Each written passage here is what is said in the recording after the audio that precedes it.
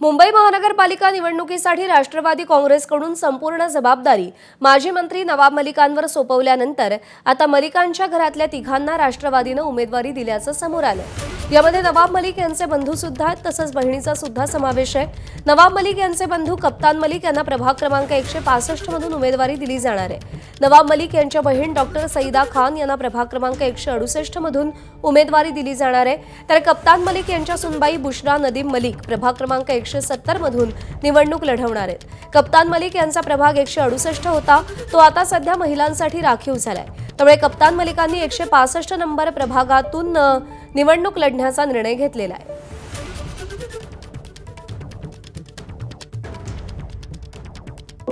राष्ट्रवादी काँग्रेस पक्षाचे आमदार सना मलिक आपल्यासोबत आहेत। आज मलिक कुटुंबामधून 3 जण कॉर्पोरेशनच्या निवडणुकीमध्ये रणांगणात उतरत आहेत आणि या विषयासंदर्भातच आपण त्यांच्याशी बातचीत करणार आहोत। राष्ट्रवादी काँग्रेस पक्षानं तुमच्याच कुटुंबात आता 3 तिकीटं दिल्याची माहिती मिळते, काय सत्य आहे आणि कोण इलेक्शन लढते? 2017ला वॉर्ड नंबर 165 मधून मी उमेदवार होते।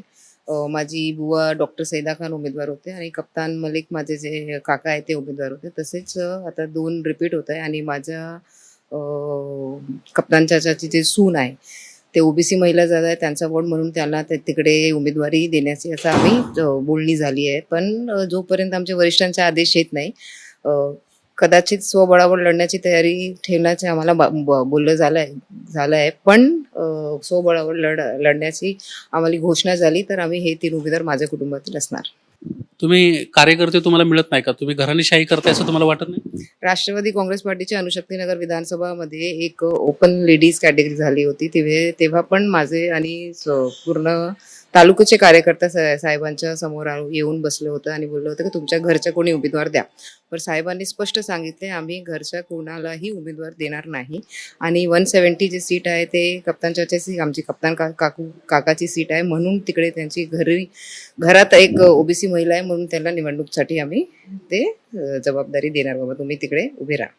2 दिवसापूर्वी तुमच्याच पक्षाकडून सांगण्यात येतं की नवाब मलिकांचं भाषण देखील व्हायरल झालं की कुटुंबात कुणालाच उमेदवारी देणार नाही आणि आज कुटुंबातच 3 सदस्य निवडणुकीच्या रणांगणात होतं। नाही, कुटुंबात कोणालाही उमेदवार देणार नाही, ते अणुशक्तीनगर विधानसभाचे जसं आमचे पदाधिकारी आणि कार्यकर्त्यांनी बोललं होतं तसं आहे। आणि जे सिटिंग 2 कॉर्पोरेटर आहेत त्यांना संधी दिली जाते आणि जे सिटिंग एक आमची सीट होती तिकडे आमच्याकडे ते ओबीसी महिला आहे म्हणून त्यांना आम्ही पुढे करते।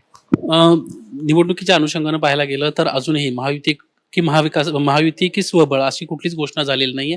नेमकं पक्षामध्ये काय चाललंय? कारण निवडणुकीमध्ये तुम्ही प्रामुख्याने यंत्रणेमध्ये काम करताय, प्रत्येक बैठकांना तुम्ही उपस्थित असता, काय पक्षानं नेमकं ठरवलंय? स्वबळाच्या तयारी पक्षाने आम्हाला असं काही घोषणा करायला सांगितलं नाही आणि त्यांची काही आमच्याकडे आदेश नाही आले। पण कदाचित आज किंवा उद्या काही डिक्लेअर झालं तर राष्ट्रवादी काँग्रेस पार्टी एक मोठी लढाई देऊ म्हणून आम्ही आमची तयारी ठेवली आहे आणि कमीत कमी 100 जागात आम्ही राष्ट्रवादी काँग्रेस पार्टी म्हणून एक कंटेस्टंट्स देणार। धन्यवाद आमच्याशी बातचीत केल्याबद्दल। निलेश बुधावले, एबीपी माझा, मुंबई। महायुतीच्या संदर्भामध्ये लढण्याच्या बाबतीमध्ये माझ्या आशिष शेलार यांच्याजवळ 1-2 वेळा प्रदीर्घ चर्चा त्या ठिकाणी झाली। आता आपण विचारलं की नवाब मलिक यांच्या कुटुंबातील नेमके लढले जात आहेत। आजच आता गेले 3 दिवस सतत मी मुंबईतील माझ्या सर्व ज्येष्ठ सहकारी, माझे आमदार, पक्षाचे कार्यकारी अध्यक्ष, साई जिल्ह्याचे अध्यक्ष, महिला अध्यक्षा यांच्याजवळ चर्चा त्या ठिकाणी केली, प्रमुख सहकाऱ्यांची चर्चा केली। उमेदवारी ज्यांना लढवायची आहे अशा इच्छुक उमेदवारांची सुद्धा मी चर्चा केली। राष्ट्रीय अध्यक्ष अजितदादा, उपमुख्यमंत्री, त्याचबरोबर कार्यकारी अध्यक्ष प्रफुल्लभाई यांच्याजवळ चर्चा करेल आणि कदाचित आज संध्याकाळी एक पहिली यादी राष्ट्रवादी काँग्रेस पक्षाची जाहीर होऊ शकते। एबीपी माझा, उघडा डोळे बघा नीट।